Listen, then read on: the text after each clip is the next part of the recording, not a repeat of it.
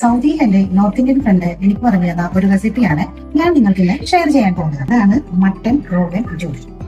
ചട്ടി ചൂടാകുമ്പോൾ നെയ്യ് ഒഴിക്കും, സൺഫ്ലവർ ഓയിൽ, മട്ടൻ ഉപ്പിട്ട് പുഴുങ്ങി വെച്ചിരിക്കുന്നതാണ് നെയ്യിലേക്കിട്ട് ഇതെല്ലാം കൂടി വഴറ്റിയെടുക്കണം. കുറച്ചു നേരം വഴറ്റിയതിന് ശേഷം 3 ഏലക്ക, ബേ ലീഫ്, കടയാമ്പ, കുരുമുളക്, പിന്നെ അത് യോജിപ്പിക്കുക, ഇളക്കി കൊടുക്കുക. ഇതിലേക്ക് ഈ മസാല ചേർക്കാം. ഇത് മല്ലിപ്പൊടി, മുളക് പൊടി നനച്ചു വെച്ചതാണ്. അതുപോലെ വഴറ്റി മസാല ഇതിലേക്ക് പിടിക്കണം. വെള്ളമൊഴിച്ച് മൂടി വെച്ച് വേവിക്കാം. കുറച്ച് സവാള വറുത്തതും കൂടി ചേർക്കാം.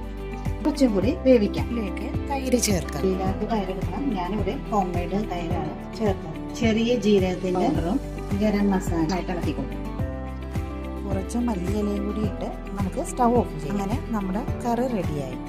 ഇത് തണുത്ത് വരുമ്പോൾ നല്ല കുറുകി വരും. ഇതിന്റെ ബെസ്റ്റ് കോമ്പിനേഷൻ എന്ന് പറഞ്ഞാൽ ചപ്പാത്തി, നെയ്ച്ചോറ്, ബട്ടർ നാൻ, ഇതൊക്കെയാണ്. നിങ്ങളൊന്ന് ട്രൈ ചെയ്ത് നോക്ക്. ബൈ.